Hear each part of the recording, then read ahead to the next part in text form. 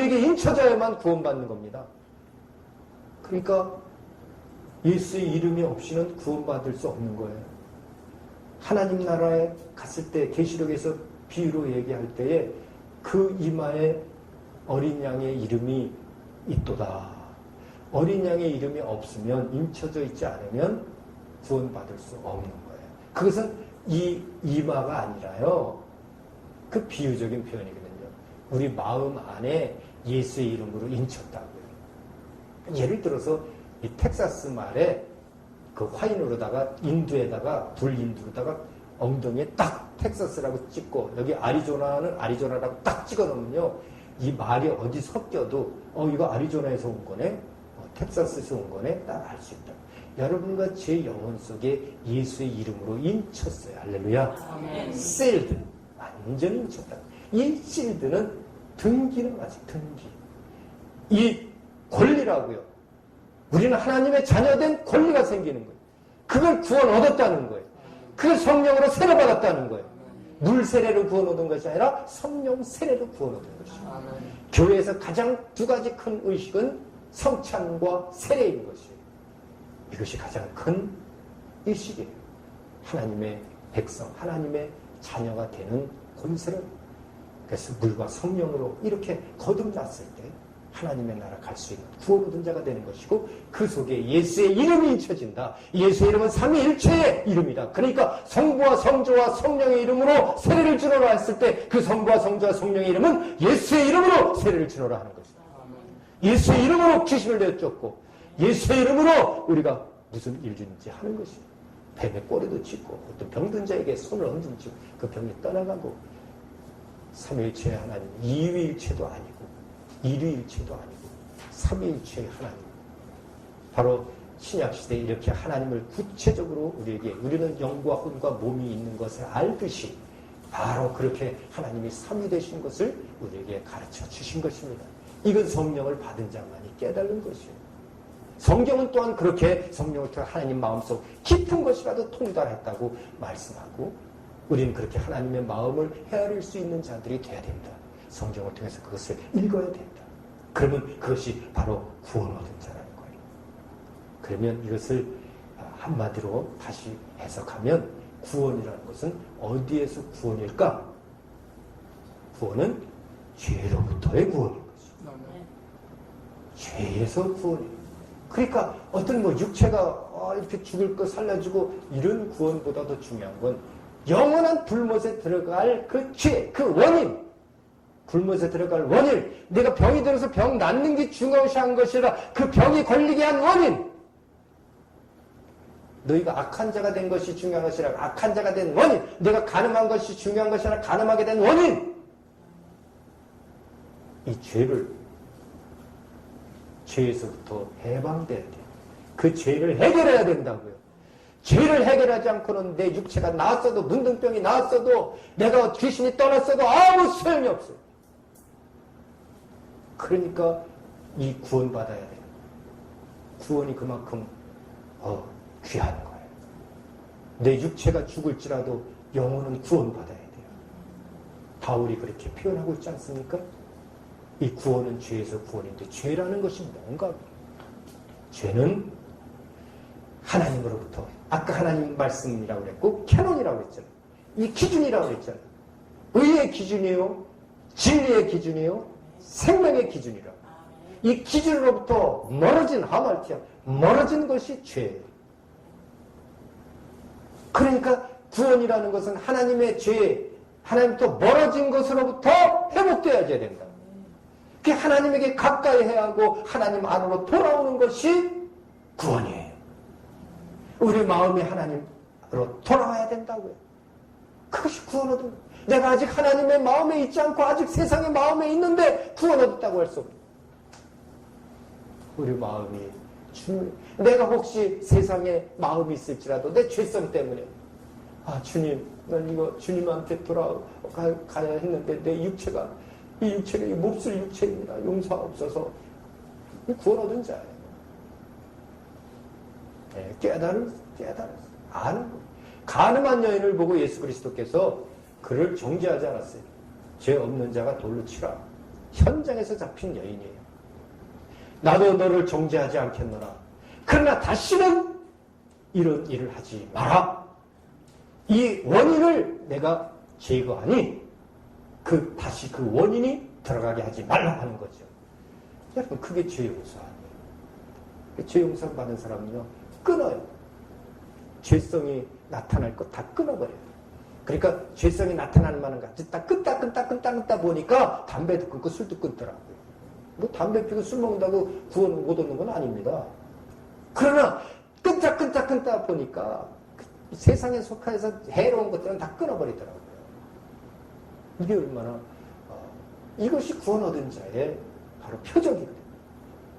표적이라고 겉으로 드러나게 됐어요. 겉사람은 계속적인 생활을 이뤄갔다고요. 구원 얻은 자예요. 구원은 죄로부터 구원이고 죄는 하나님부터 멀어진 것이니까 이 죄 구원 얻은 자라는 것은 하나님이 가까워지고 내 마음을 하나님께 돌린 것이요. 내가 믿음이라는 것은 바로 구원을 얻게 돼요. 믿음으로 구원을 얻는 것인데 믿음으로 구원 얻다는 것은 하나님의 말씀이 레마가 되어서 내 속에서 이미 하나님의 말씀이 깨달아지고 그것을 행하고 있는 자다. 하나님에게 완전히 돌아왔다. 그러므로 그것이 구원 얻은 것이다. 이 구원에 대해서 사실 그렇기 때문에 우리가 이 죄를 아담에서부터 지었잖아요. 그러니까 구원의 대상은 아담으로부터 온 인류가 다 구원의 대상이에요. 근데 거기서 구원 얻지 못한 자들이 나오는 거죠. 구약시대에 이미 물로 쓸어버린 자도 있고, 또 예수 그리스도 올 길을 마련한 그 이스라엘도 있고, 또 신약시대에 살아서 믿는 자는 영원히 죽지 아니하리라. 바로 살아서 믿는 우리 예수 그리스도를 통해서 우리 영이 완전히 살아났는데 그것도 살아난지도 모르고 계속적으로 죄를 짓고 사는 것이 얼마나 안타깝습니까? 그런데 죽게 되는 것이고, 결국에 이제 우리는 그 아담으로부터 지은 그 모든 죄를 예수 그리스도 하나님의 이름을 통해서 완전히 우리 죄사함을 받는 것입니다. 그렇다면 우리는 하나님에게 완전히 돌아가는 것이고, 이 죄사함에 대한 말씀도 성경을 통해서 우리가 확실히 깨닫게 해주고 있어요. 그 죄사하는 일은 누굴 통해서 이루어졌는가? 예수의 이름, 예수의 이름으로 오신 하나님의 아들을 통해서 그 일들이 이루어진다. 여러분, 구약시대 때 보면 이 대속죄일이라는 것이 있죠. 대속죄일. 아주 그 1년에 한 차례 이 전 이스라엘 백성이 다 죄사함을 받았느니라 하고 나팔을 팍 들면서 막 기뻐하는 그런 제사를 드렸어요. 1년에 한 차례. 거기에 이제 아사셀 양이라고 나와요. 이 예수 그리스도를 예표한 겁니다. 구원을 예표한 거예요. 이스라엘 백성의 구원을 통해서 예수 그리스도 통해서 모든 이 백성들의 죄사함 받을 것을, 새 이스라엘의 죄사함 받을 것을 예표한 것이죠. 그때의 이 양 2마리를 또 다른 성경에서는 염소 2마리로도 표현될 수도 있어요. 근데 한 마리는 아사셀, 거기에 모든 이스라엘의 죄를 안수해서 광야로 내보낼 양이고, 한 마리는 희생양. 그는 잡아서 각을 떠서 그 피를 가지고 법궤까지 들어가는 양이에요. 예수 그리스도께서는 이 혼자서 그 두 양의 역할을 다 감당한 거예요. 그래서 예수 그리스도를 희생양이라고도 표현하고 아사셀 양이라고 이렇게 비유로도 얘기하는 것이죠. 아사셀 양의 역할과 희생양의 역할에 따라서 신학적으로 이게 배상설이니 또 구속설이니 이런 설이 나오게 된 건데, 이걸 누가 옳으냐 틀린다 그걸 얘기하지 말고 성경대로 해석하면 되는 거예요. 다 옳은 방법입니다. 예수 그리스도께서 아사셀의 역할을 했을 때는 이건 배상설과 연결이 되는 거예요. 배상설이라 이렇게 막 우리는 주장하는 게 아니라 연결이 된다. 그렇죠? 또 이 희생양을 통해서 이루어진 그 내용은 이제 구속설이다 하는 거예요. 자, 그러면 이 아사셀 양의 역할은 어떤 역할일까? 자, 우리 인간에게 죄가 들어올 때 그 죄가 들어온 원인이 어디서입니까? 바로 마귀죠. 예배. 마귀로부터 미혹을 받아서 죄가 들어왔잖아요. 죄는 뭐 하나 더 멀어지는 거라고 그랬잖아요. 그러니까 그 죄가 우리에게 들어오므로 우리가 멀어져서 그 선악과가 모험죄하고 보암죄고 죄를 만큼 탐스러워지니까 하나님의 말씀에서도 멀어져 버렸고, 그러므로 죄를 지은 거 아니에요. 불순종의 죄죠. 그 죄가 마귀로부터 왔다고요. 그러니까 이 마귀는 처음부터 범죄한 자라, 아담보다 더 먼저 범죄한 자라, 죄를 짓는 자는 마귀에게 속한다. 마귀는 처음부터 처음부터 범죄한 자라, 최초의 범죄자라 라고 얘기하거든. 그 최초의 범죄자가 마귀다. 그 마귀로부터 우리 죄의 영향을 받은 거예요. 그러니까 아사셀 양의 역할은 이스라엘의 모든 죄를 거기에 안수해서, 죄를 거기다 그 아사셀 양에다가 다 안수해서 그 광야를 몰아내요. 광야에 나갔더니 뭐가 있겠어요? 아사셀 양이 나가니까. 예수님께서 광야로 나가니까 뭐가 있어요? 마귀가 있잖아요. 거기 들짐승이 있다고요. 이 아사셀 양은 그 짐승이 잡아먹는 것입니다. 잡아먹을 때 이 아사셀 양은 뭐를 가지고 나갑니까? 죄를 가지고. 죄를 다 가지고 나갔어요. 그 죄를 가지고 나간 양을 아사셀 양이다. 근데 짐승이 잡아먹어요. 그 죄가 마귀로부터 왔는데 이 죄를 마귀에게 다시 돌려보낸 역할이 되죠. 그것을 비유한 것이다. 배상이 됐다. 네. 또 예수 그리스도께서 이 피를 흘리신 것은 그 죄를 대속하기 위함이다. 라고 표현합니다. 이 구약시대 이 대속죄일날 제사 지냈던 이것은 바로 예수께서 십자가에 죽으신 그 사건을 예표한 것입니다. 그래서 그 죄짐을 지고 간 어린 양이로다라고 표현했던 것들이 다 이러한 내용과 상통되는, 성경은 유기체적으로 다 이렇게 연결이 돼 있어요. 피와 핏줄에 연결되고 심줄과 심줄이 연결돼서 머리에 피가 발에 피를 막 흐르듯이 연결이 돼 있어요. 그리고 무지개가 빨주노초 파남보에서 빨강이 어디 위에서부터 시작하죠? 밑에서부터 시작하나요? 위에서죠? 위에서부터 시작하죠. 빨주노초 파남보. 쌍무지개 뜨죠? 쌍무지개는 어디서부터 빨강일까요? 밑에서부터 빨강입니다. 그건 빨주노초 파남보 이렇게. 쌍무지개가 뜨면 거꾸로예요, 색깔이. 하나님의 이 내용은요, 이 성경에 나온 내용은요, 성령에 감동되어야 인간들이 생각할 수 없는 것들을 생각나게 해요. 하나님의 사람들만 알 수 있는 것. 우리가 이 시간 이렇게 함께하고 있고 또 이 시간을 통해서 지금 오늘 우리가 연구한 것들을 다시 정리하는 시간이잖아요. 다 정리했던 것을 다시 한번 지금 리바이벌 하는 겁니다. 그래서 이렇게 이제 그 구원에 대한 것들을 확실히 우리가 알고 있어야 한다. 구원은 사실 하나님의 사랑이에요. 사랑. 죄에서 의롭다함을 주는. 그 구원의 서정이라는 것도 사실 우리가 아는데 이 구원은 우리에서 시작된 것이 아니라 하나님에게 시작됐다. 이 구원은 하나님의 사랑인데 사랑은 내가 먼저 하나님을 사랑하는 것이 아니라 하나님께서 우리를 먼저 사랑했다. 그 먼저의 사랑을 어떻게 했을까? 성경에서. 어떻게 우리를 사랑했나 그러면. 그것만 알 것이 아니라 소명, 부름으로 사랑한 겁니다. 할렐루야. 그래서 구원의 사정의 첫째는 부름에 예정한 자들을 부르시고 부르신 자들을 의롭다 하시고 의롭다 한 자들을 영화롭게 하셨느니라. 로마서 8장 20절에서 이 구원 사정에 이 세 개의 기둥이 딱 서 있는 거예요. 그 사이에 이제 믿음 회개 있고 이제 칭의 또 양자가 있고 견인 영화의 단계 이 구원의 서정이 있잖아요. 바로 여기에서 이제 부름에서부터 시작하는 겁니다. 우리를 먼저 사랑했다는 것은 내가 주님을 찾아가기 위해서 하나님이 우리를 부르셨어요. 우리가 구원은 진정한 성도는요.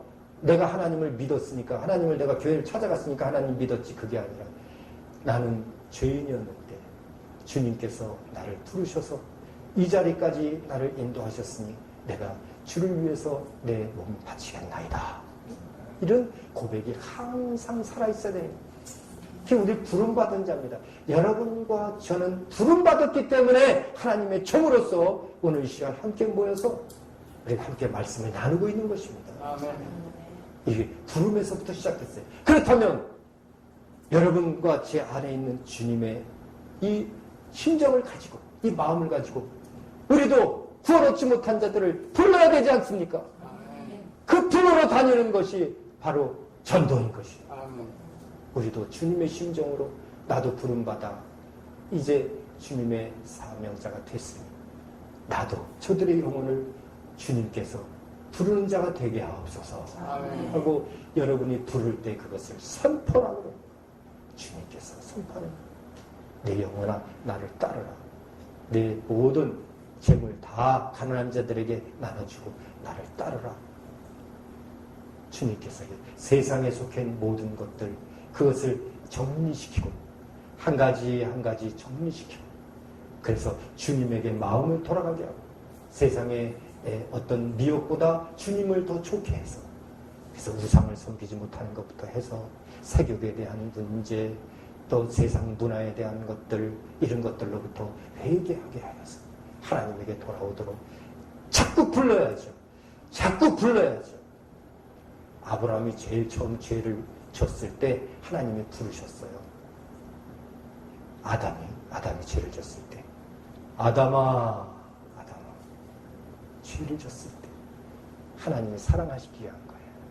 거기에 그가 무화과 나무 잎으로 가렸지만 그는 가죽옷을 입혀주셨어요. 그 사랑이에요. 우리 속사람이 다 보인다고 생각해 보세요. 진짜 서로 한 마음 한 뜻으로다가 신앙생활 하는 사람 없을까요? 오히려 그렇게 따면요, 그게 오히려 옳았을 수 있어요. 그게 원래 원칙이에요. 그렇다면 사람 많이 모였을 때 다 파산이 이미 났고요, 작은 데만 남아있었을 거예요. 왜?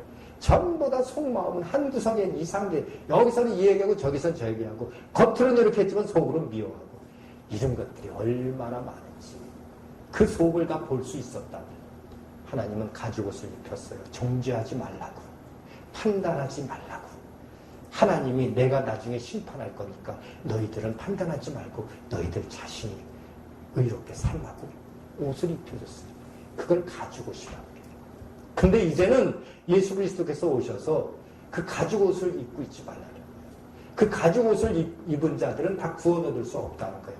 가죽옷을 입은 자는 한 사람도 구원 얻을 수 없어요. 이제 그 가죽옷을 벗을 때가 됐다.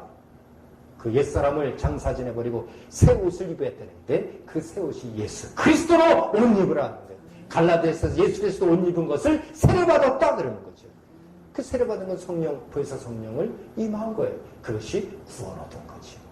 그러니까 옛사람으로 살아가고 있다면 이것이 구원 얻은 것은 아니죠. 그 죄의 속성을 그대로 가지고 감추고 사는 거예요. 이제 우리는 겉사람을 버렸다는 이 가죽옷을 벗고 이제 예수 그리스도로 옷 입었다는 것은 이제 속사람으로 살아가는 거예요.